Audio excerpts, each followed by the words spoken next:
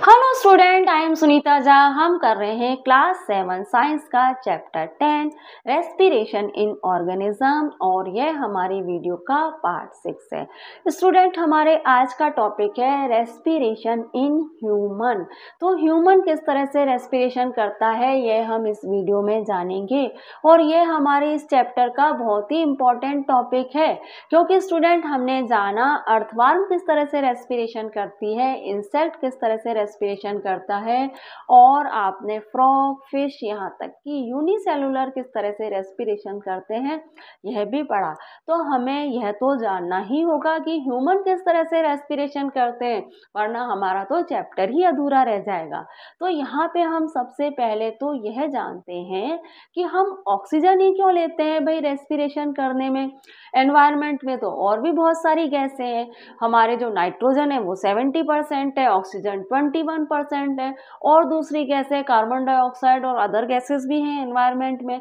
तो भाई हम ऑक्सीजन ही क्यों ले रहे हैं रेस्पिरेशन करते समय, बाकी गैसों का क्या। तो स्टूडेंट ऐसा है कि जब हम रेस्पिरेशन करते हैं तब हम ऑक्सीजन के साथ साथ और दूसरी गैसें भी इनटेक कर रहे होते हैं, लेकिन हमारी बॉडी को ज़रूरत है ऑक्सीजन की। तो हम क्या करते हैं, ऑक्सीजन को तो ऑब्जर्व कर लेते हैं और कार्बन डाइऑक्साइड जब हम आउट कर रहे होते हैं तो हम और दूसरी गैसों को भी आउट कर देते हैं कार्बन डाइऑक्साइड के साथ। इतना तो आपको पता ही है कि हम ऑक्सीजन लेते हैं और कार्बन डाइऑक्साइड आउट कर रहे होते हैं। तो जब हम कार्बन डाइऑक्साइड आउट कर रहे होते हैं तो और दूसरी गैसों को भी आउट कर देते हैं और ऑक्सीजन को हम ऑब्जर्व कर लेते हैं हमारे रेस्पिरेशन के प्रोसेस को कंप्लीट करने के लिए। तो स्टूडेंट इतना आपने समझ लिया।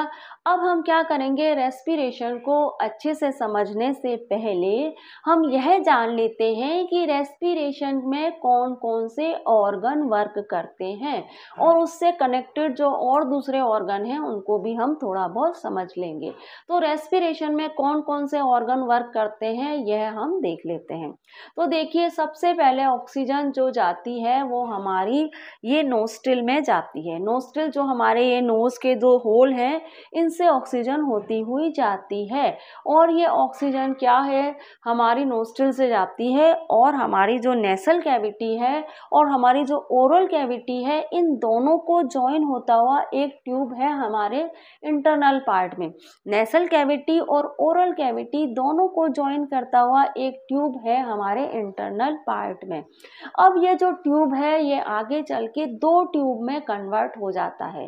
एक ट्यूब कहलाता है ट्रैकिया, जिसको सिंपल लैंग्वेज में कहते हैं विंड पाइप, और दूसरा ट्यूब कहलाता है ईसोफेगस, जिसको सिंपल लैंग्वेज में कहते हैं फूड पाइप। ठीक है, अब ये ट्यूब दो पार्ट में कन्वर्ट हो गया है। इस ट्यूब के ऊपर क्या है, फेरेनेक्स। फेरेनेक्स क्या है, फेरेनेक्स वह पार्ट है जहाँ पे इस ट्यूब का कौन सा पार्ट है, फेरेनेक्स, जहाँ पे ऑक्सीजन और फूड दोनों ही मिलते हैं। यहाँ पे ऑक्सीजन और फूड दोनों ही आते हैं, फेरेनेक्स तक पहुँचते हैं। माउथ से हम फूड लेते हैं तो फूड पहुँचता है और जब हम एयर से ऑक्सीजन लेते हैं तो ऑक्सीजन भी पहुँचती है। तो ये वह पार्ट है जहाँ पे फूड और ऑक्सीजन दोनों ही मिलते हैं। अब क्या है कि फूड को जाना है फूड पाइप में और ऑक्सीजन को जाना है विंड पाइप में। अब क्या होता है, ये फेरेनेक्स जो होता है इसके नीचे होता है एपिग्लोटिस। अब ये एपिग्लोटिस का क्या काम है, मैं आपको एक जीआईएफ दिखाती हूँ, उससे आपको क्लियर हो जाएगा कि एपिग्लोटिस का आखिर काम क्या है। देखिए, आप इस जीआईएफ को देखिए, यहाँ आपको पता पड़ेगा कि एपिग्लोटिस आखिर वर्क क्या करता है। अब आपको पता है कि आपने फूड लिया और फूड को जाना चाहिए फूड पाइप में। अगर फूड पाइप की जगह विंड पाइप में चला गया तो क्या होगा, आपको जोर जोर से छींकें आने लग जाएगी, आपकी आंखों में से, नाक में से पानी निकलने लग जाएगा, आप बहुत ही अनकंफर्ट हो जाएंगे, क्योंकि फूड पाइप में जाना बहुत ही जरूरी है। अब एपिग्लोटिस का काम क्या होता है कि जो हमारा जो विंड पाइप होता है उसके गेट को कर देता है क्लोज, ताकि फूड जो है वो डायरेक्ट जाए फूड पाइप में, वो विंड पाइप में एंटर ना हो।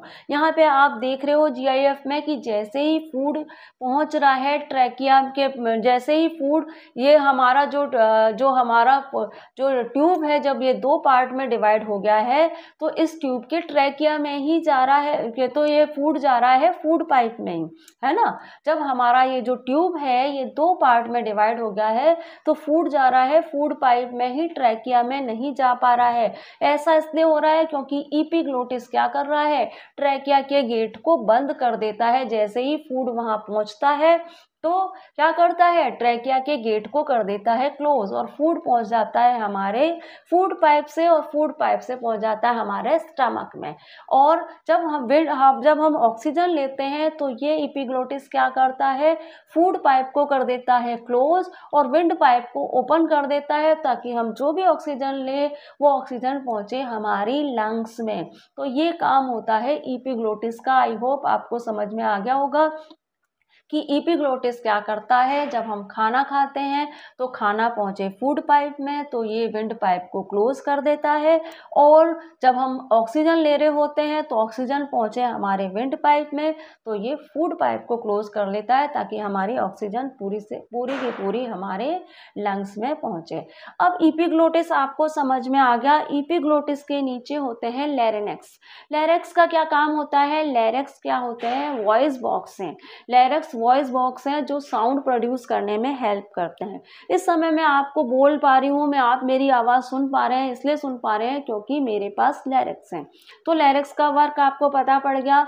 अब लैरिंक्स के नीचे होता है हमारा ये जो ट्रैकिया होता है, ये ट्रैकिया क्या होता है, कुछ इसके जो ऊपर होती है क्लिप टाइप के स्ट्रक्चर होते हैं, सी शेप के क्लिप टाइप के स्ट्रक्चर होते हैं ट्रैकिया पर। और ये जो क्लिप टाइप के स्ट्रक्चर होते हैं, यहाँ आप इस इमेज तो आपको अच्छे से दिखाई नहीं दे रही होगी, मैं आपको जीआईएफ दिखाती हूँ। जीआईएफ नहीं, मैं एक इमेज लाई हूँ, एक बड़ी इमेज लाई हूँ आपके लिए, उसमें देखिए आप, ये जो ट्रैकिया है इसके ऊपर क्या है, क्लिप टाइप के स्ट्रक्चर है। ये क्लिप टाइप का स्ट्रक्चर क्या है, ये क्लिप टाइप के स्ट्रक्चर कहलाते हैं कार्टिलेग्स। ये कार्टिलेग्स काम क्या करते हैं, ये कार्टिलेग्स क्या करते हैं, ट्रैकिया को क्या करते हैं, ट्रैकिया के ऊपर एक कवर का काम करते हैं। ये कार्टिलेग्स ट्रैकिया के ऊपर एक कवर का काम करते हैं। ये सी शेप के होते हैं और ये क्या है, सॉफ्ट बोन्स हैं। हमारी बॉडी में इस तरह की सॉफ्ट बोन्स कई जगह पाई जाती हैं, हमारे ईयर्स में, हमारी आइज वगैरह में। और ये सॉफ्ट बोन्स क्या है, यहाँ पे ट्रैकिया में भी होती हैं, जो शी शेप की होती हैं। ये हमारे ट्रैकिया को प्रोटेक्ट करने का काम करती हैं। आई होप इस इमेज से आपको समझ में आ गया होगा कि कार्टिलेग्स किस तरह की होती हैं। अब क्या है, हमारा ये जो ट्रैकिया है वो आगे चल के क्या होता है, दो ब्रांच में कन्वर्ट हो जाता है। दो ब्रांच, ये दोनों ब्रांच जाती हैं हमारे लंग्स में। अच्छा, इन दोनों ब्रांच को हम कहते हैं ब्रोंकाई। क्या बोलते हैं हम इनको, ब्रोंकाई बोलते हैं। और ये जो दोनों ब्रांचेस का पेयर है, यहाँ आप इमेज में देख रहे होंगे कि ये जो ट्रैकिया है ये दो ब्रांच में कन्वर्ट हो गया है, और इन दोनों ब्रांचों को मिला के हम बोलते हैं ब्रोंकाई, और सिंगुलर को हम क्या बोलते हैं, ब्रोंकस। अब ये जो ब्रोंकस है ये दोनों लंग्स में जाएगी, हमारे लेफ्ट लंग्स में भी जाएगी और हमारे राइट लंग्स में भी जाएगी। ब्रोंकस जब हमारे लेफ्ट और राइट लंग्स में जाएगी तो यहाँ पे आप देखिए, मैं आपको बताती हूँ, यहाँ पे एक डायग्राम बना के मैं आपको बता देती हूँ। एक ही लंग बना रही हूँ मैं। ये जो ब्रोंकस है ये जो हमारे लंग्स में जाएगी तो ये अलग अलग ब्रांचेस में डिवाइड हो जाएगी, और इन अलग अलग ब्रांचेस को क्या कहेंगे हम, ब्रोंकस। इन अलग अलग ब्रांचेस को हम क्या कहेंगे, ब्रोंकस कहेंगे। और इनके लास्ट में क्या होंगे, एयर बैग होंगे, और इन एयर बैग को क्या कहेंगे हम, एल्वियोली।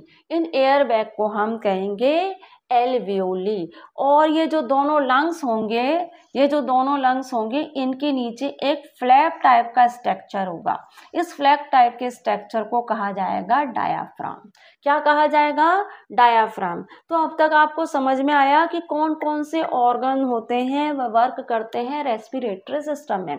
एक बार हम रिकॉल कर लेते हैं। देखिए, हमारी नोस्ट्रिल, ठीक है, नोस्ट्रिल और हमारी जो ओरल कैविटी है, इन दोनों को ज्वाइन करती हुई एक ट्यूब जा रही है।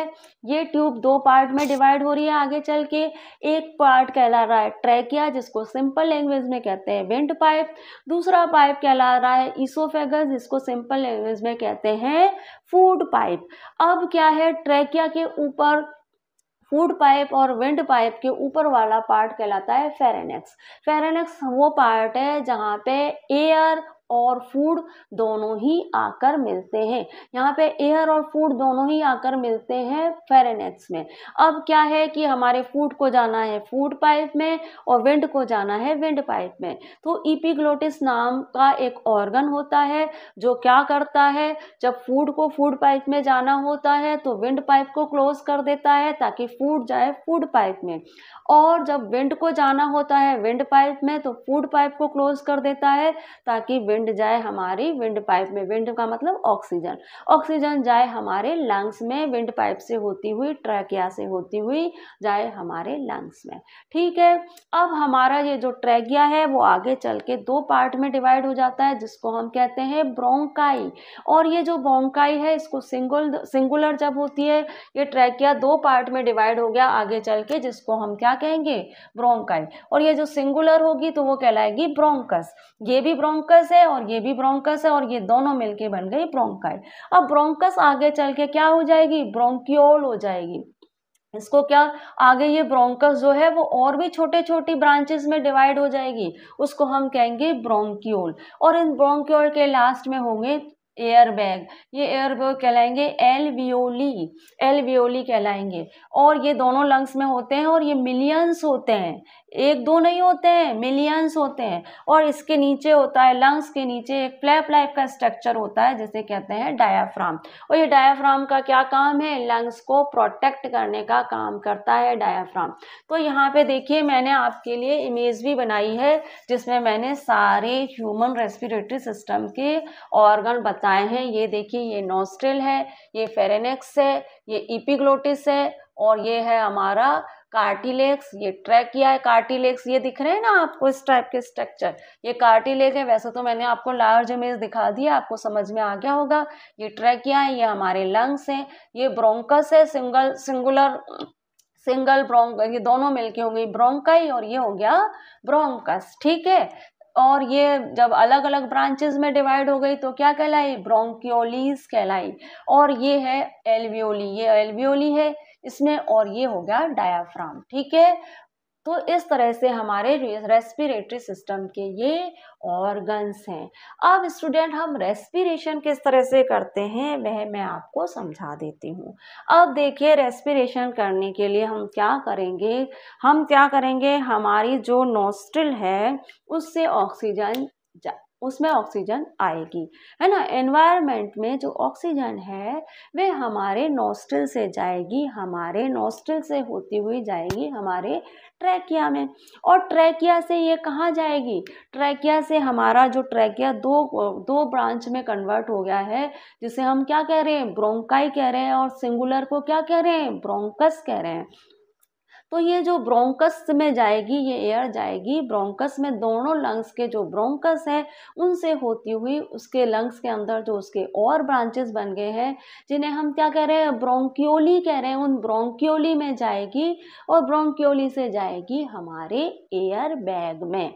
ठीक है, जो क्या है, एल्वियोली है। ठीक है, अब इस एयर बैग में ऑक्सीजन पहुंच चुकी है हमारे नोज के रास्ते से। ठीक है स्टूडेंट, अब क्या है कि ये जो एल्वियोली है इसके सराउंडिंग क्या है, इसके सराउंडिंग क्या है, ब्लड वेसल्स का, ब्लड वेसल्स हैं। ये जो एल्वियोली है जो कि मिलियंस हैं, इसके सराउंडिंग ब्लड वेसल्स हैं। ये ब्लड वेसल्स हैं, इन ब्लड वेसल्स में क्या है, इन ब्लड वेसल्स में है ब्लड जिसमें कार्बन डाइऑक्साइड मिक्स है, क्योंकि रेस्पिरेशन का प्रोसेस हुआ तो इन ब्लड वेसल्स में कार्बन डाइऑक्साइड मिक्स है। अब एल्वियोली का काम क्या है, एल्वियोली क्या कर रही है, एनवायरनमेंट से ऑक्सीजन ले रही है।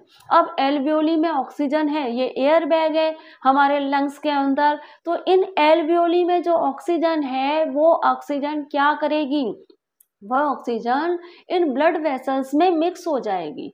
इन ब्लड वेसल्स में ऑक्सीजन मिक्स होगी, लेकिन इन ब्लड वेसल्स में जो कार्बन डाइऑक्साइड है वो कार्बन डाइऑक्साइड एल्वियोली में पहुंचेगी। और एल्वियोली से क्या होगी, एल्वियोली से जाएगी ब्रोंकियोली में, जो एल्वियोली की ब्रांचेज हैं उनमें जाएगी, ब्रोंकियोली में जाएगी, ब्रोंकियोली से जाएगी ब्रोंकस में, और ब्रोंकस से जाएगी ट्रैकिया में, और ट्रैकिया से हमारे नोस्ट्रिल से बाहर हो जाएगी। तो इस तरह से जो कार्बन डाइऑक्साइड और अदर गैसेज हैं जिनकी हमारी बॉडी को ज़रूरत नहीं है, वह इस तरह से आउट हो जाएगी और ऑक्सीजन जो हमारे एल्वियोली के सराउंडिंग ब्लड वेसल्स हैं उसमें मिक्स हो जाएगी। अब इस ऑक्सीजन को पहुंचना है हमारे बॉडी के ऑल पार्ट में। ये ऑक्सीजन मिक्स जो ब्लड है इसको पहुंचना है हमारे बॉडी के ऑल पार्ट में। तो क्या होगा, ये ऑक्सीजन मिक्स जो ब्लड है वो हमारा लंग्स क्या करेगा, हमारे हार्ट को देगा। हमारा हार्ट इस ब्लड को पंप करेगा क्योंकि इसमें ऑक्सीजन मिक्स है। ये हार्ट पंप को करके क्या करेगा, हमारी सारी ब्लड वेसल्स को, हमारी जितनी भी ब्लड सेल्स हैं उनको देगा। हमारे बॉडी में जितनी भी सेल्स हैं उनमें ब्लड वेसल्स हैं, तो उन ब्लड वेसल्स को हार्ट क्या करेगा, ये ब्लड पंप करके दे देगा। अब क्या है, जो ये ब्लड वेसल्स हैं इनमें ब्लड है जिसमें ग्लूकोज भी मिक्स है। अब ये ऑक्सीजन क्या करेगी, इस ग्लूकोज के साथ रिएक्शन करेगी। जब ये ऑक्सीजन इस ग्लूकोज के साथ रिएक्शन करेगी तो क्या होगा, कार्बन डाइऑक्साइड, वाटर और एनर्जी प्रोड्यूस होगी। तो क्या होगा, एनर्जी का यूज़ तो हम हमारे डेली टास्क कंप्लीट करने में यूज़ कर लेंगे, जैसे कि पढ़ना, सोना, खेलना, कूदना, खाना, ये सब हमारे डेली टास्क यूज़ करेंगे हम। एनर्जी का यूज़ करके हम करेंगे हमारे डेली टास्क कंप्लीट। और उसके बाद क्या होगा, जो कार्बन डाइऑक्साइड है वो क्या होगा, ये कार्बन डाइऑक्साइड जो मिक्स ब्लड है उसको क्या होगा, ये पहुंचेगा हमारे हार्ट में और हमारा हार्ट क्या करेगा, इस कार्बन डाइऑक्साइड मिक्स ब्लड को देगा लंग्स को। और लंग्स उस ब्लड को, लंग्स में जब ये ब्लड उस एल्वियोली में पहुंचेंगे, एल्वियोली के सराउंड जो ब्लड वेसल्स हैं उसमें जब ये ब्लड पहुंचेगा तो एल्वियोली क्या करेगी, ऑक्सीजन तो इस ब्लड में मिक्स कर देगी और कार्बन डाइऑक्साइड ले लेगी, क्योंकि एल्वियोली का तो वर्क ही यही है। तो क्या करेगी, कार्बन डाइऑक्साइड लेगी और फिर कार्बन डाइऑक्साइड क्या होगी, हमारे जो ब्रोंक्योलीज हैं और उसके बाद जो ब्रोंकस है, ब्रोंक्योली से एल्वियोली से जाएगी ब्रोंक्योली में, ब्रोंक्योली से जाएगी ब्रोंकस में और ब्रोंकस से जाएगी ट्रैकिया में और ट्रैकिया से जाएगी हमारी नोस्ट्रिल में। ठीक है, तो इस तरह से कार्बन डाइऑक्साइड आउट हो जाएगी। तो इस तरह से रेस्पिरेशन होता है हमारे ह्यूमन बॉडी में। अब स्टूडेंट आपको डायाफ्राम भी मैंने बताया है कि डायाफ्राम होता है हमारे लंग्स के नीचे, है ना, एक फ्लैप टाइप का स्ट्रक्चर होता है, मस्कुलर फ्लैप टाइप का स्ट्रक्चर होता है हमारे लंग्स के नीचे। तो भाई ये डायाफ्राम का क्या वर्क है, और जो हमारे लंग्स है ना वह भी क्या होते हैं, वह भी रिब केज जो होता है हमारा, इसके सराउंडिंग होता है रिब केज। मैं आपको इमेज दिखा देती हूँ, हमारे जो लंग्स होते हैं उसके सराउंडिंग होता है रिब केज। अब ये रिब केज क्या काम करते हैं, ये रिब केज हमारे लंग्स को प्रोटेक्ट करने का काम करते हैं। ठीक है, रिब केज देख लिया आपने, ये लंग्स को प्रोटेक्ट करने का काम करते हैं। और ये जो लंग्स होते हैं इनके नीचे एक फ्लैप टाइप का स्ट्रक्चर होता है जो कहलाता है डायाफ्राम।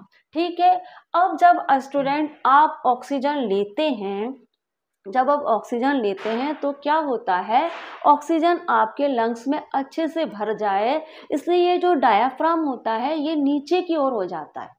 ये डायाफ्राम नीचे की ओर हो जाता है ताकि आपके लंग्स को अच्छे से स्पेस मिले और उसमें ऑक्सीजन भर जाए अच्छे से। और जब क्या होता है, जब आपको कार्बन डाइऑक्साइड आउट करनी होती है, क्योंकि भाई क्या है, आपके हार्ट ने तो अनप्योर ब्लड दे दिया आपके लंग्स को, और जो आपकी जो एल्वियोली है उसके सराउंडिंग जो ब्लड वेसल्स हैं उनमें अनप्योर ब्लड है। अब एल्वियोली को आउट करना है अनप्योर ब्लड को, तो भाई अनप्योर ब्लड लंग्स के अंदर जो एल्वियोली है वो कैसे आउट करें, उसके लिए क्या होगा कि डायाफ्राम, जब हमने गैस ली जब तो वो नीचे आया ताकि स्पेस मिल जाए, गैस से भर जाए हमारे लंग्स पूरी तरह से ऑक्सीजन से। अब क्या करेगा कि उसको कार्बन डाइऑक्साइड आउट भी तो करनी है एल्वियोली को, तो डायाफ्राम क्या करेगा, ऊपर की ओर हो जाएगा। ताकि क्या हो, लंग्स पे प्रेशर पड़े और जो कार्बन डाइऑक्साइड है वह आउट हो जाए। ठीक है, तो डायाफ्राम का ये रोल होता है हमारे रेस्पिरेटरी सिस्टम में। तो ये ऊपर की ओर हो जाता है ताकि कार्बन डाइऑक्साइड आउट हो जाए, और डायाफ्राम का बहुत अहम रोल है हमारे जो कार्बन डाइऑक्साइड को आउट करने में और ऑक्सीजन को लेने में। ठीक है, और जो हमारा जो ये रिब केज है इसका भी काफ़ी रोल होता है हमारे ऑक्सीजन लेने और कार्बन डाइऑक्साइड को आउट करने में। अब आप देखिए कि जब हम ऑक्सीजन लेते हैं ना, तो क्या होता है, हमारा रिब केज क्या होता है, रिब केज जो होता है वो फैल जाता है। रिब केज फैल जाता है और लंग्स में अच्छे से हवा भर जाती है। अब लंग्स में अच्छे से हवा भर जाती है, रिब केज फैल गया है और लंग्स में अच्छे से हवा भर गई, तो आपने क्या देखा कि हमारा रिब केज और जो हमारा डायाफ्राम है दोनों ही स्पेस दे रहे हैं लंग्स को, ताकि उसमें अच्छे से ऑक्सीजन भर जाए। अब हमारे लंग्स को कार्बन डाइऑक्साइड तो आउट करनी पड़ेगी ना, उसका तो काम ही यही है, प्योर गैस को लेना और अनप्योर गैस को आउट करना। तो अब क्या है कि ये जो हमारा रिब केज है ये क्या होगा, थोड़ा सा ये हो जाएगा, ये अंदर की तरफ प्रेस हो जाएगा थोड़ा सा, ताकि जो ऑक्सीजन जो कार्बन डाइऑक्साइड है वो हमारे लंग्स को निकालने में दिक्कत ना आए। ठीक है, तो ये जो रिब केज है वो थोड़ा अंदर की ओर प्रेस हो जाएगा और डायाफ्राम भी ऊपर की ओर हो जाएगा, ताकि लंग्स को कार्बन डाइऑक्साइड आउट करने में दिक्कत ना आए। ठीक है स्टूडेंट, तो इस तरह से हमारा रेस्पिरेटरी सिस्टम वर्क करता है। आई होप आपको समझ में आया होगा। मैं आपको एक बार क्या करती हूँ, एक जीआईएफ दिखाती हूँ, उससे आपको पता पड़ेगा कि हमारे लंग्स किस तरह से काम करते हैं ऑक्सीजन लेते समय और कार्बन डाइऑक्साइड आउट करते समय। देखिए, आप इस जीआईएफ को देखिए। अब आप यहाँ पे देखेंगे कि हमने क्या करा, जब ऑक्सीजन आई तो हमारे लंग्स क्या है, हमारे लंग्स पूरे ऑक्सीजन से फुल हो गए, और जब हमने कार्बन डाइऑक्साइड निकाली तो हमारे लंग्स सिकुड़ गए। आप इस जीआईएफ को देखिए, आप ध्यान से देखिए, आपको पता पड़ेगा कि जब आपने ऑक्सीजन ली तो हमारे जो लंग्स है वो फूल गए, ऑक्सीजन के कारण ऑक्सीजन भर गई है इसमें और वो फूल गए।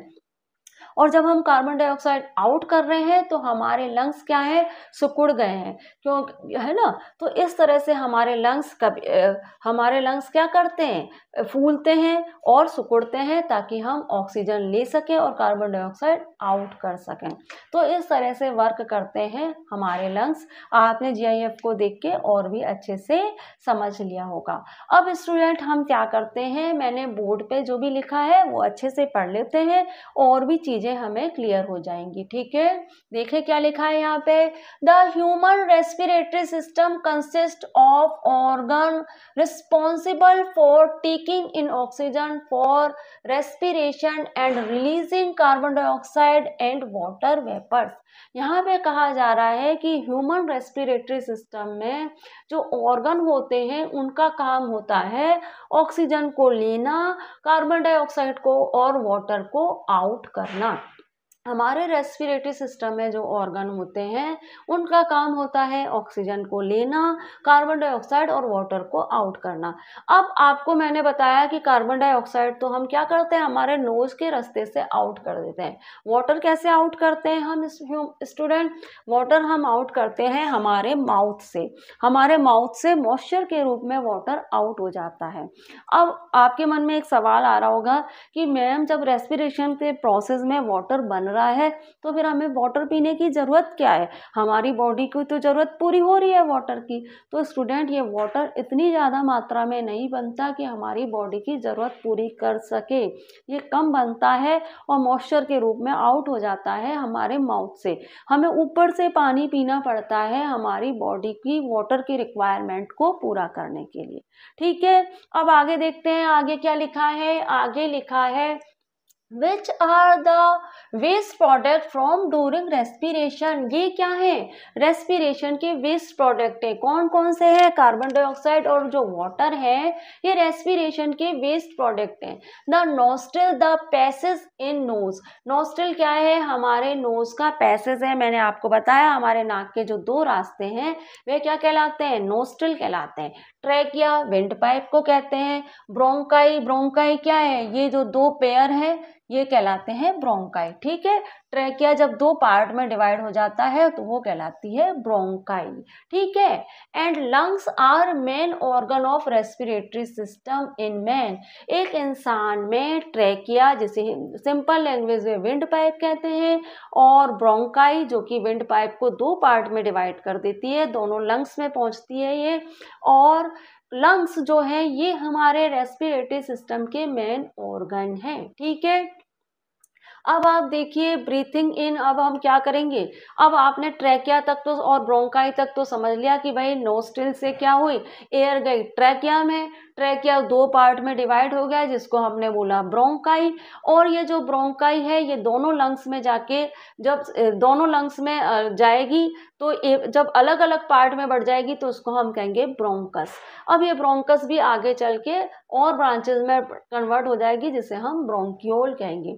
अब क्या है, लंग्स में क्या काम हो रहा है वह हम देख लेते हैं। ब्रीथिंग इन, अब ब्रीथिंग इन क्या हो रहा है देखिए, the taking in of air rich in oxygen into our body is called inhalation. अच्छा, अब यहाँ पे ब्रीथिंग इन में कहा जा रहा है कि जब आप ऑक्सीजन रिच एयर को लेते हैं तो उसे हम क्या कहते हैं, इनहेलेशन कहते हैं। भाई एयर में और भी दूसरी गैसें हैं तो हम उनको भी तो ले रहे हैं, तो लेकिन हम ऑक्सीजन रिच एयर को ही ऑब्जर्व करते हैं, इसलिए उसको हम कहेंगे इनहेलेशन। ऑक्सीजन रिच एयर को लेना कहलाता है inhalation. The air around us is impure, हमारे अराउंड जो एयर है वो क्या है, इम्प्योर है, क्योंकि उसमें और दूसरी गैसेस भी मिक्स हैं। Our lungs require air which is moist, warm and clean, हमारे लंग्स को उस एयर की जरूरत है जो कि मॉइस्ट हो, वार्म हो और क्लीन हो। ठीक है, as the air we breathe in passes through the nostril, it is moistened by the slimy mucus present in the nose। अब यहाँ पे कहा जा रहा है कि जो एयर हमारी नोज में जाती है वो कैसी होती है, उसमें क्या होते हैं, डस्ट पार्टिकल होते हैं, जम्स भी होते हैं। जो एनवायरनमेंट में जो एयर है वो इम्प्योर है, और वो एयर जब हमारे नोस्ट्रिल में जाती है तो उसमें डस्ट पार्टिकल भी होते हैं और जम्स भी होते हैं। अब हमारे नोस्ट्रिल के अंदर क्या है, स्लीमी म्यूकस है। आपको पता है हमारे नोस्ट्रिल में चिपचिपा सा पदार्थ होता है, हमारे नोस्ट्रिल में हेयर होते हैं और एक चिपचिपा सा पदार्थ होता है। अब ये चिपचिपा सा स्लीमी जो म्यूकस होता है इसका काम क्या होता है, ये क्या करता है, जम्स को और डस्ट पार्टिकल को ट्रैप कर लेता है, और इनको ट्रैप कर लेता है, और ये जो, और उसके बाद जो एयर होती है उसको हमारे बॉडी में, हमारे लंग्स में पहुंचती है। उसके बाद जो प्योर एयर होती है वो भी प्योर नहीं होती है, पर काफ़ी सही एयर जो होती है वो हमारे लंग्स में पहुंचती है। ठीक है ना। अब क्या है, mucus is causing germs and prevent them from entering the respiratory system. मैंने आपको बता ही दिया कि म्यूकस का क्या है, जो जम्स है और जो डस्ट पार्टिकल है उनको ट्रैप कर लेता है और वो रेस्पिरेटरी सिस्टम में नहीं पहुंच पाते। We do not get clean air if we breathe through our mouth instead of our nose। यहाँ पे कहा जा रहा है कि हमें जो क्लीन एयर लेने के लिए हमें नोज से ही लेनी चाहिए, क्योंकि माउथ से अगर हम एयर लेंगे तो माउथ में तो इस तरह के स्लीमी म्यूकस है नहीं, तो हमें क्लीन एयर लेने के लिए हमारी नोज से ही एयर लेनी चाहिए, अकॉर्डिंग टू माउथ का यूज नहीं करना चाहिए। Therefore we should always breathe through the nose, it will protect us from catching an infection। इसलिए हमें ब्रीथ करना चाहिए हमेशा हमारी नोज से, ताकि हम इन्फेक्शन से बचे रहें। ठीक है, अब टू द लंग्स में क्या लिखा है वह भी देख लेते हैं। From the nose our nasal cavity the air passes through the pharynx. यहाँ पे ये स्पेलिंग मिस्टेक है, वाई के NX आएगा, ठीक है ना। यहाँ पे लिखिए NX, N और X, ठीक है। अब देखिए यहाँ क्या लिखा है, फ्रॉम द नोज और nasal cavity the air passes through the pharynx और throat cavity to the wind pipe और ट्रैकिया। अब यहाँ पे कहा जा रहा है कि नेसल कैविटी से जो एयर है वह जाती है हमारे फेरेनिक्स से, थ्रोट से होती हुई हमारे विंड पाइप ट्रैकिया में। और विंड पाइप की भी ब्रांचेज है into two smaller tube. Wind pipe दो ब्रांचेज में बढ़ जाते हैं और वो बढ़ जाता है दो स्मॉलर ट्यूब्स में, जिसको हम क्या कहते हैं, इन दो स्मॉलर ट्यूब्स को हम क्या कहते हैं, इसको हम कहते हैं ब्रोंकाई, है ना। और सिंगुलर को हम क्या कहते हैं, ब्रोंकस। दो स्मॉलर ट्यूब है, उनको उनके पेयर को हम कहेंगे ब्रोंकाई, और क्या है, और सिंगुलर को हम कहेंगे bronchus. Each bronchus enter into lungs, और हर ब्रोंकस क्या होता है, लंग्स में एंटर होते हैं। मैंने आपको बताया कि ब्रोंकस जो लंग्स में एंटर होता है और लंग्स में भी अलग अलग ब्रांचेस में बढ़ जाता है, जिसको हम क्या कहते हैं, ब्रोंक्योलीज कहते हैं, जिसको हम क्या कहते हैं, ब्रोंक्योलीज कहते हैं। तो इस तरह से अब लंग्स में पहुंच गई है एयर। अब उसके बाद क्या होता है वह मैं आपको अगली स्लाइड में पढ़ाऊंगी। आई होप यहाँ तक आपको समझ में आ गया होगा। रेस्पिरेटरी सिस्टम के ऑर्गन भी मैंने आपको समझा दिए अच्छे से। अब हम बढ़ते हैं हमारी अगली स्लाइड की ओर। इन द लंग्स, अब ऑक्सीजन लंग्स में पहुंचती है तो क्या होता है वह हम जान लेते हैं। हमने यहाँ तक तो जान लिया कि नोस्ट्रिल से ऑक्सीजन गई हमारे ट्रैकिया में, ट्रैकिया कन्वर्ट हो गया दो ब्रांचेस में जो कहलाई ब्रोंकस, सिंगुलर कहलाई ब्रोंकस, और दोनों पेयर को हमने कहा ब्रोंकाई। अब ये ब्रोंकाई लंग्स में, जब ये ब्रोंकस लंग्स में पहुंच के कन्वर्ट हो जाएगी और स्मॉलर ब्रांचेस में जो कहलाएंगी ब्रोंक्यूल्स, और ब्रोंक्यूल्स के लास्ट में होगा एयर बैग जो कहलाएंगे एल्वियोली। तो देखिए यहाँ लंग्स में क्या होता है, in the lungs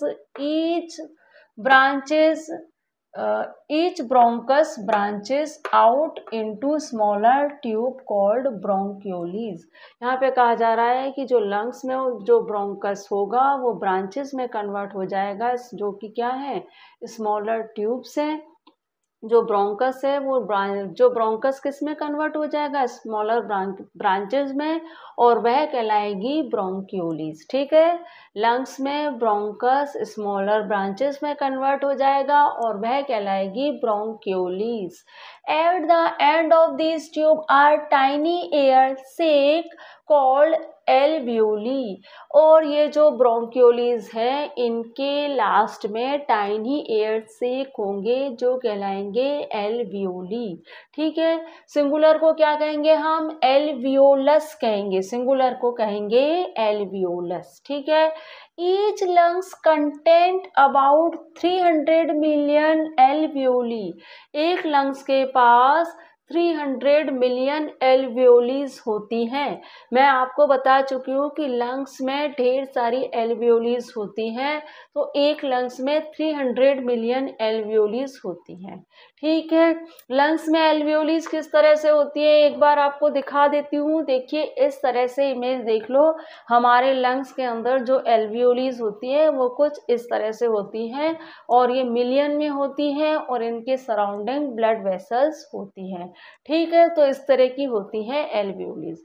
the air we breathe in eventually reach these air sac, अब जो एयर हम ब्रीथ करते हैं वो इन एयर सेक में पहुंचती है। अब क्या होता है, the sac are surrounded by blood vessels, और ये जो सेक है वो सराउंडेड है ब्लड वेसल्स से। तो oxygen present in the air we breathe in goes into blood content in the blood vessel. अब जो ऑक्सीजन हम ले रहे हैं वो क्या होता है, वो ऑक्सीजन पहुंचती है इन ब्लड वेसल से एल्वियोली के थ्रू, जो इसमें ऑक्सीजन कंटेंट ब्लड जो ऑक्सीजन जो है वो एल्वियोली के थ्रू इस ब्लड में मिक्स हो जाती है। The carbon dioxide present in the blood as a waste product of respiration passes out of the blood into the air sac, और क्या होता है, कार्बन डाइऑक्साइड क्या होती है, इन एयर सेक में पहुंच जाती है और आउट हो जाती है। ठीक है, मैं आपको बता चुकी हूँ कि एल्वियोलीज में क्या होता है, एल्वियोलीज में ऑक्सीजन भर जाती है, और ये ऑक्सीजन क्या होती है, ये ऑक्सीजन तो ब्लड वेसल्स में पहुंच जाती है, और कार्बन डाइऑक्साइड ब्लड वेसल से एल्वियोलिस में आ जाती है और फिर ट्रैकिया से नोस्ट्रिल, ट्रैकिया से होती हुई नोस्ट्रिल से आउट हो जाती है। यही सब यहाँ पे लिखा है, जो मैंने आपको पढ़ाया है वही सब यहाँ लिख रखा है। आगे देखते हैं, the blood take the oxygen to all the cells of the body where it is use to get energy from food. अब क्या करते हैं, ये जो ब्लड है जिसमें ऑक्सीजन है वो पहुँचता है हमारी बॉडी की पर सेल्स तक, और पर सेल्स में क्या होता है, वहाँ पे जो सेल्स के अंदर जो ब्लड वेसल्स हैं उनमें जो ग्लूकोज है, उस ग्लूकोज के साथ ये क्या होती है, ऑक्सीजन क्या करती है, रिएक्ट करती है और बनती है एनर्जी, जो हमारे फूड से मिलती है हमें, है ना। जो फूड हम खाते हैं वो ग्लूकोज बन जाता है, और जब वो ग्लूकोज ऑक्सीजन के साथ क्रिया करता है तो एनर्जी प्रोड्यूस करता है। ठीक है।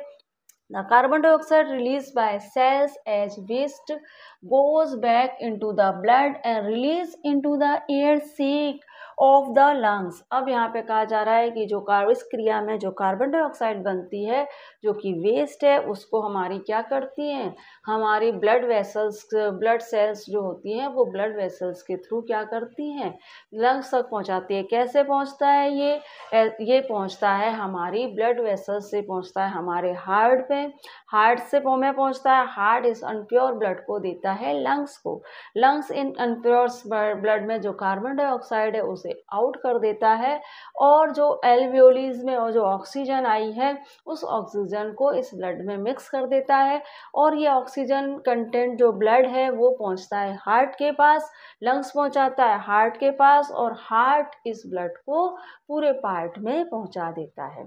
तो सर्कुलेटरी सिस्टम आपने पढ़ा है, हार्ट का वर्क आपने पढ़ा है, कि आपको पता है कि हार्ट का काम क्या है, अनप्योर ब्लड को लेकर आना पूरी बॉडी से और लंग्स को देना, प्योर करने के लिए लंग्स उसको प्योर करता है तो फिर वापस हार्ट को देता है और हार्ट उसे पूरे बॉडी में पहुंचाता है।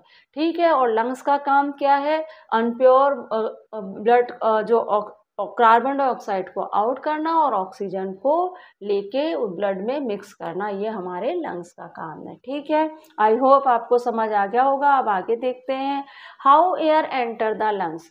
अब एयर कैसे एंटर होती है लंग्स में वो देख लेते हैं। वैसे तो मैं आपको ओरली समझा चुकी हूँ, यहाँ पे पढ़ देते हैं। When we breathe in air the diaphragm goes down. यहाँ पे कहा जा रहा है कि जब हम एयर लेते हैं तो हमारा डायाफ्राम होता है वो नीचे आ जाता है। क्यों? क्योंकि हमारे जो लंग्स हैं उनको स्पेस मिल जाए, अच्छे से उनमें एयर भर जाए। Increasing the space in the chest cavity, ताकि आपकी जो चेस्ट कैविटी के अंदर जो लंग्स हैं, आपके जो रिब केज में जो लंग्स हैं उनको स्पेस मिल जाए। The air from the atmosphere enter the lungs and they expand. और जो एयर एटमोसफेयर में है वो लंग्स में एंटर हो जाती है और वो क्या होते हैं, एक्सपेंड हो जाते हैं। मैंने आपको दिखाया था GIF में कि किस तरह से हमारे लंग्स एक्सपेंड हो जाते हैं। When you breathe out the diaphragm, move up the decrease the space in the chest cavity.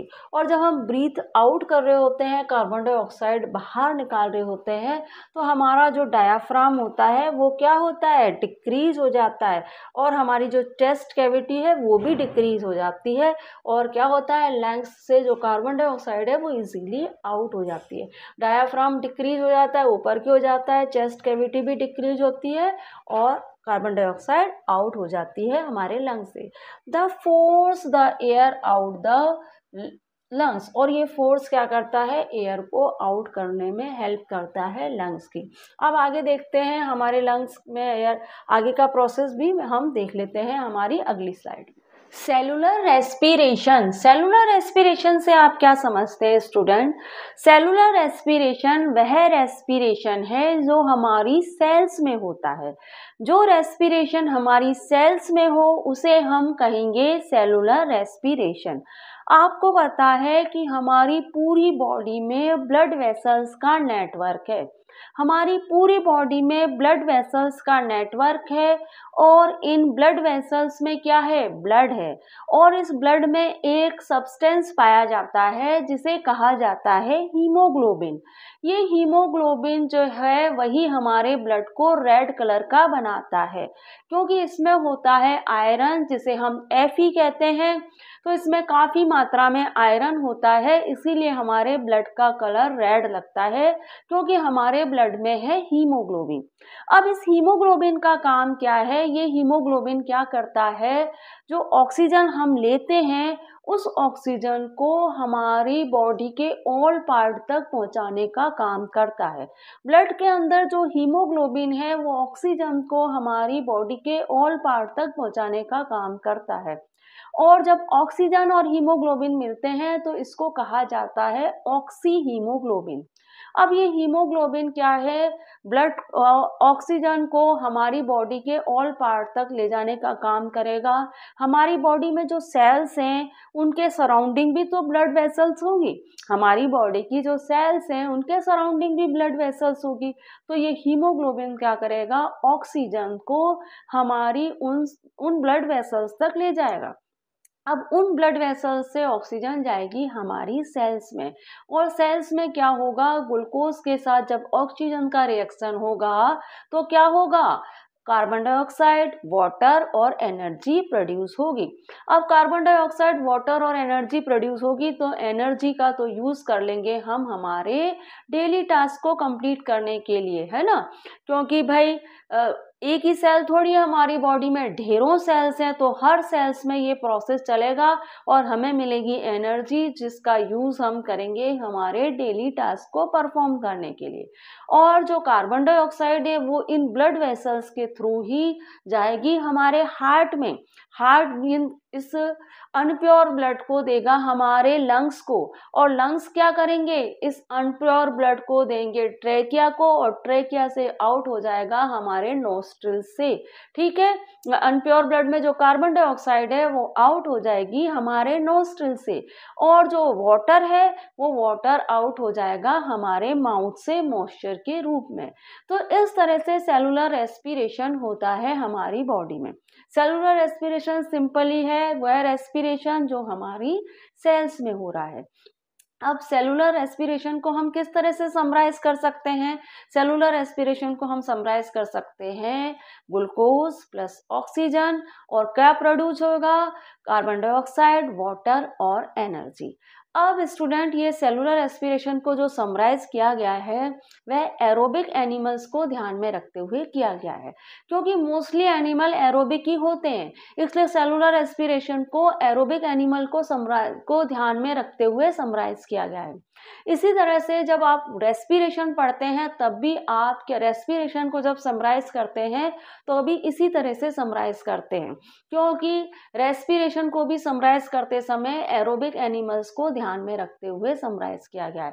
इसलिए आपको ये इक्वेशन रेस्पिरेशन पढ़ते समय, व्हाट इज रेस्पिरेशन पढ़ते समय, एरोबिक रेस्पिरेशन पढ़ते समय और सेलुलर रेस्पिरेशन पढ़ते समय एक ही मिलेगी। ये इक्वेशन एक ही इक्वेशन यूज होगी व्हाट इज रेस्पिरेशन पढ़ते समय और एरोबिक रेस्पिरेशन पढ़ते समय और सेलुलर रेस्पिरेशन पढ़ते समय, ये एक ही इक्वेशन वर्क करेगी।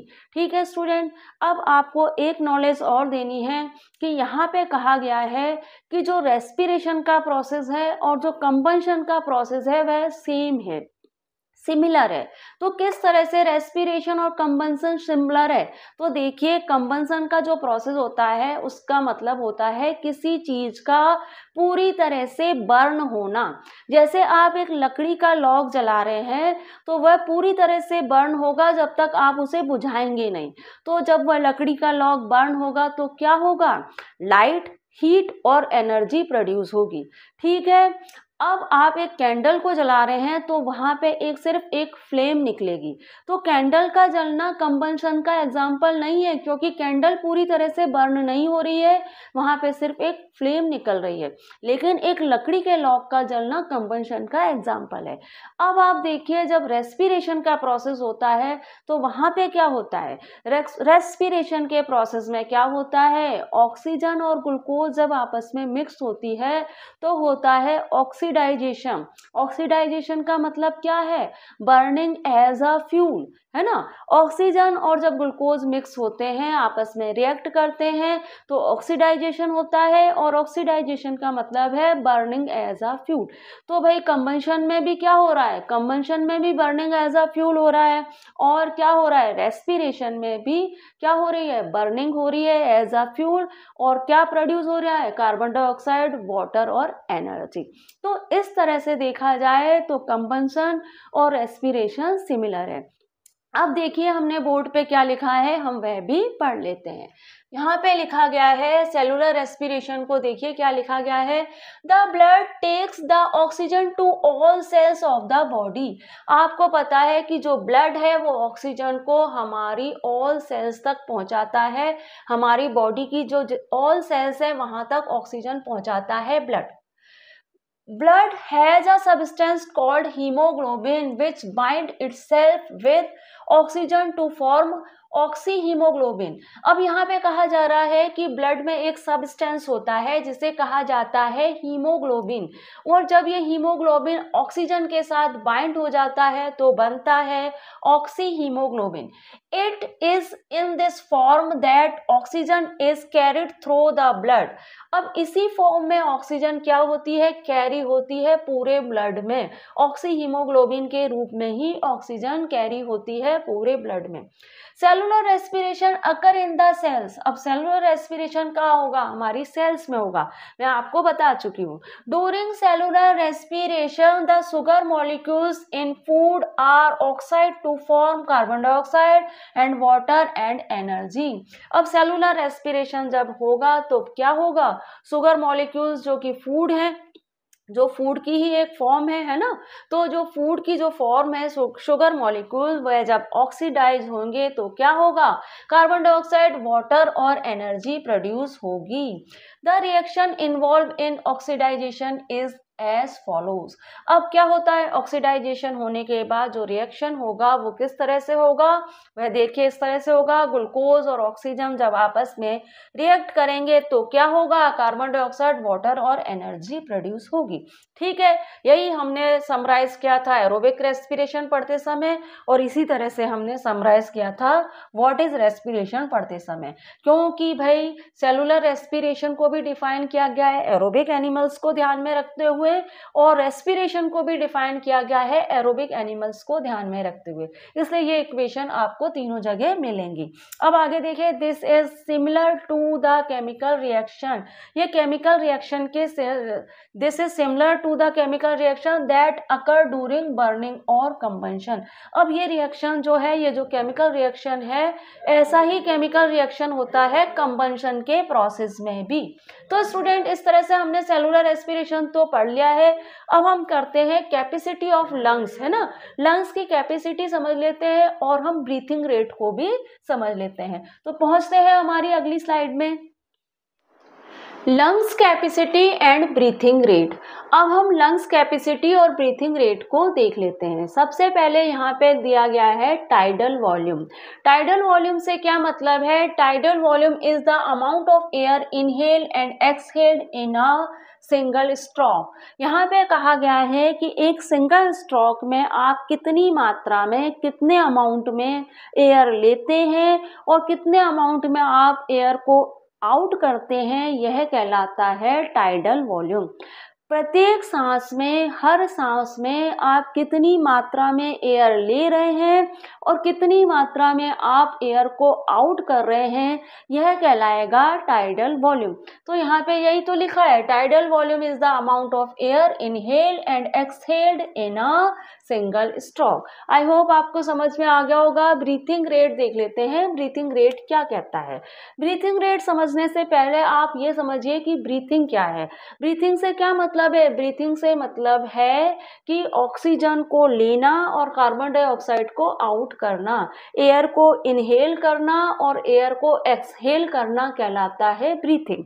ठीक है, तो ब्रीथिंग आप समझ गए, एयर को इनहेल करना और एयर को एक्सहेल करना क्या है, ब्रीथिंग है। अब ब्रीथिंग रेट क्या होगा, The number of time a person breathes in 1 minute is called its breathing rate. एक इंसान 1 मिनट में कितने टाइम ब्रीथ कर रहा है, यह कहलाएगा उसका ब्रीथिंग रेट। 1 मिनट में एक इंसान कितनी बार इनहेल और एक्सहेल कर रहा है, क्योंकि ब्रीथ का मतलब इनहेल और एक्सहेल ही है ना। तो एक इंसान 1 मिनट में कितनी बार ब्रीथ कर रहा है, यह कहलाएगा उसका ब्रीथिंग रेट। ठीक है, तो यहाँ पे यही लिखा है, the number of time a person breathe in 1 minute is called its breathing rate. Lungs capacity से क्या मतलब है? लंग्स कैपेसिटी से मतलब है the total volume of a lungs when fully inflated is about 5 minute in an adult. अब यहाँ पे कहा जा रहा है कि जो एक एडल्ट है, जब उसके लंग्स पूरी तरह से एयर से भर जाते हैं, जब वह इनहेल करता है तो उसके लंग्स पूरी तरह से एयर से भर जाते हैं, तो वह एयर कितनी होती है? वह एयर होती है 5 लीटर। एक एडल्ट में यह एयर होती है 5 लीटर। ठीक है, at rest you normally inhale and exhale about 16 time पर मिनट। अब अगर आप रेस्ट वाली पोजीशन में हैं, आप नॉर्मली बैठे हुए हैं, तो उस कंडीशन में आप इनहेल और एक्सहेल जब कर रहे होते हो तो आप 1 मिनट में 16 टाइम ब्रीथ कर लेते हो। तो 1 मिनट में आप 16 टाइम ब्रीथ कर लेते हो। ब्रीथ का मतलब इनहेल एंड एक्सहेल। तो नॉर्मल कंडीशन में हमारा जो ब्रीथिंग रेट होता है वह होता है 16 टाइम। ठीक है, during exercise the breathing rate में राइज टू 20 और 30 ब्रीथ पर मिनट। लेकिन जब आप एक्सरसाइज कर रहे होते हो तो आपका ब्रीथिंग रेट इंक्रीज हो जाता है। वह क्या हो जाता है? 20 और 30 हो जाता है पर मिनट। 20 एंड 30 टाइम हो जाता है पर minute. A small baby breathes about 25 time पर मिनट। एक स्मॉल बेबी जो है वो क्या करता है? 1 मिनट में 25 टाइम ब्रीथ कर लेता है, क्योंकि उसको ग्रो होना होता है, तो उसका ब्रीथिंग रेट अच्छा होता है एडल्ट के ब्रीथिंग रेट के अकॉर्डिंग। ठीक है, और आप एक्सरसाइज कर रहे हैं तब भी आपका ब्रीथिंग रेट अच्छा रहता है, 20 और 30 के बीच हो जाता है। ठीक है, smoking dangerous damage the lungs and can cause lung cancer. Smoking is injurious to health. यहाँ पे कहा जा रहा है कि भाई जो आप स्मोकिंग करते हो वो आपके लंग्स के लिए बिल्कुल भी अच्छी नहीं है। वहाँ पे लंग्स कैंसर होने की संभावना होती है। लंग्स जो आपके वर्क करने की जो क्षमता होती है वो इफेक्टेड होती है लंग्स की, इसलिए आपको स्मोकिंग नहीं करनी चाहिए। आपकी हेल्थ के लिए इंजरियस है, खतरनाक है स्मोकिंग करना। आपको पता है आपको आपके लंग्स के लिए क्या क्या जरूरी है? आपकी अच्छी हेल्थ के लिए क्या क्या जरूरी है कि एक तो आप अपने नोज से ब्रीथ करें, माउथ से ब्रीथ ना करें, नोज से ब्रीथ करें। हम पहले बता चुकी हूँ आपको कि नोज से ब्रीथ करने से क्या होता है, डस्ट पार्टिकल और जर्म्स हमारे लंग्स में एंटर नहीं होते हैं। और दूसरा, आपको स्मोकिंग नहीं करनी है, ठीक है, ताकि आपकी हेल्थ अच्छी रहे। अब डू यू नो में क्या लिखा है? We breathe in and out about 15,000 litre of air in 24 hours. यहाँ पे हम कह रहे हैं कि हम 24 आवर्स में 15,000 लीटर एयर ले लेते हैं, है ना। ब्रीथ इन और आउट कर देते हैं हम। We breathe in and out about 15,000 litre of air in 24 hour. हम 24 आवर में 15,000 लीटर एयर इन और आउट कर देते हैं। तो इस तरह से स्टूडेंट हमने हमारा ये जो टॉपिक है रेस्पिरेशन इन ह्यूमन, इसको पूरी तरह से समझ लिया है। वीडियो काफ़ी लंबा हो गया है, पर सब कुछ आपको बहुत अच्छे से समझाना था, इसलिए वीडियो लंबा हो गया है, लेकिन हमने इसको बहुत अच्छे से समझा है और आपको काफ़ी नॉलेज भी आपकी बढ़ी होगी। और आपको किसी भी तरह की कोई प्रॉब्लम हुई हो तो आप मुझे कमेंट्स बॉक्स में लिखिएगा, मैं आपको आंसर करूंगी। तो मिलते हैं हमारे अगले वीडियो में, जहाँ पे हम क्या करेंगे, इसी चैप्टर से कनेक्टेड कुछ एक्टिविटीज़ करेंगे। तो मिलते हैं अगले वीडियो में जहाँ हम करेंगे activities. Thank you for watching student.